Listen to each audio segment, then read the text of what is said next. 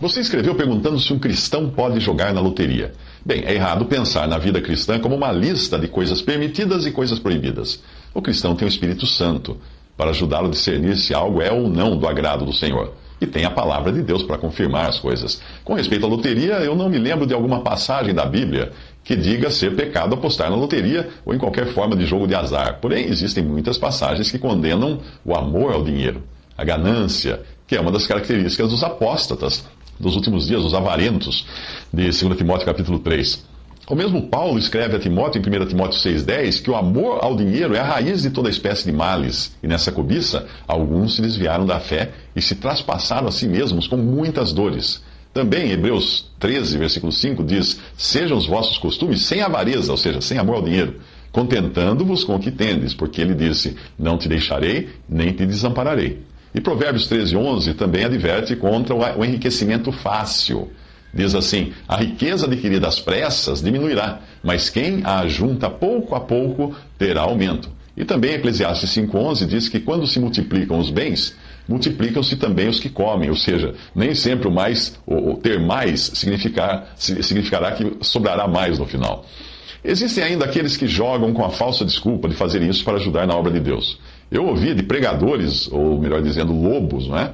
Que estimulam a congregação a levar os seus bilhetes de loteria para serem abençoados pelos pastores. Obviamente, no caso de ganharem, uma parte vai obrigatoriamente para o leão, mas a outra vai para o lobo, o tal pregador. Mas o que dizer dos cristãos que passam por necessidades e ficam em dúvida se a loteria não seria uma solução, não para ficarem milionários, mas apenas para ajudar a pagar as contas? Geralmente, os cristãos que jogam na loteria não estão passando fome. Mas vamos supor que a necessidade seja real ao ponto de alguém precisar apelar para isso. O problema aí é de fé, pois o cristão deve viver na certeza de que ele tem um pastor, que nada lhe deixa faltar. E esse pastor não é a Caixa Econômica Federal ou a loteria. Ficaria estranho eu ler o Salmo 23 assim: o Senhor é o meu pastor, por isso tenho passado por necessidades. Não. Antes de duvidar da benignidade de Deus, nós precisamos verificar se o pastor não está usando o seu cajado e a sua vara para evitar que desviemos por um caminho no qual a riqueza fácil nos levaria a andar. Ou então para nos disciplinar por termos sido levianos na administração das coisas que Ele colocou nas nossas mãos. Ou seja, por termos gastado demais é que nós acabamos nessa situação de penúria, de dificuldade. Quando vêm as necessidades, elas podem também ser lições preciosas de Deus para nós aprendermos a depender dele. E nós não podemos descartar a possibilidade de que as necessidades venham também para estimular o exercício de outros irmãos, porque nós sabemos que uma das razões das coletas feitas numa assembleia é socorrer os irmãos necessitados. Todo cristão deve ter em mente que o que acontece consigo pode ser uma lição para si mesmo, uma lição para outros ou ambas as coisas, tanto uma lição para ele como para outros.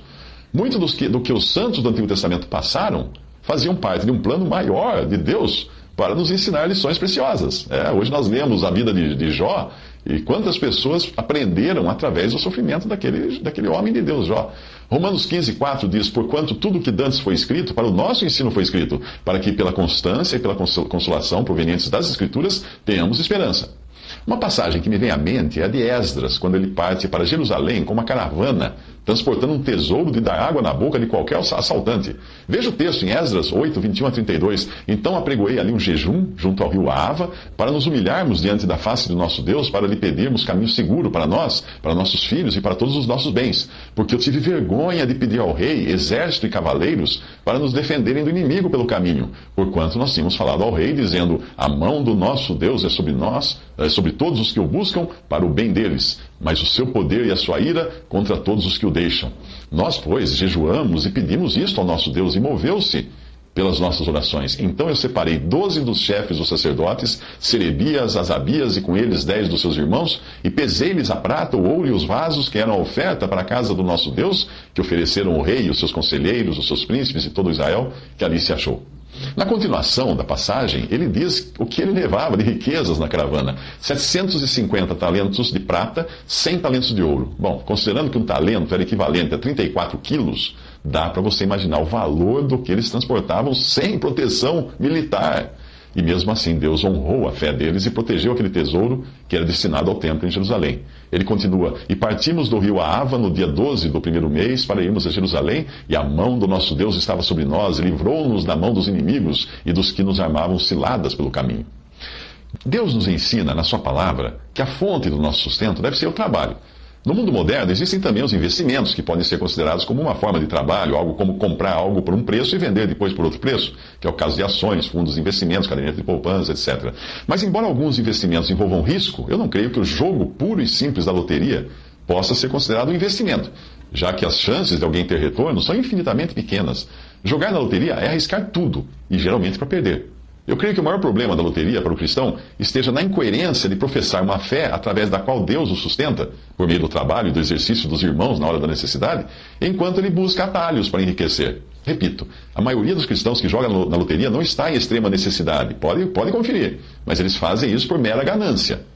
O sentimento de Esdras é bem apropriado aqui. Ele sentiu vergonha de buscar um recurso que não estaria alinhado com a fé que ele professou ter diante do rei. Se um cristão precisar jogar na loteria para resolver os seus problemas financeiros, então alguma coisa está muito errada com a sua fé, com o seu modo de vida, a sua gastança, ou com a forma como está usando os meios que o Senhor proveu.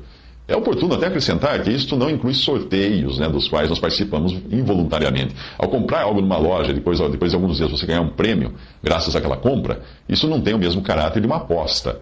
Trata-se apenas de um presente que a loja decidiu dar a um cliente.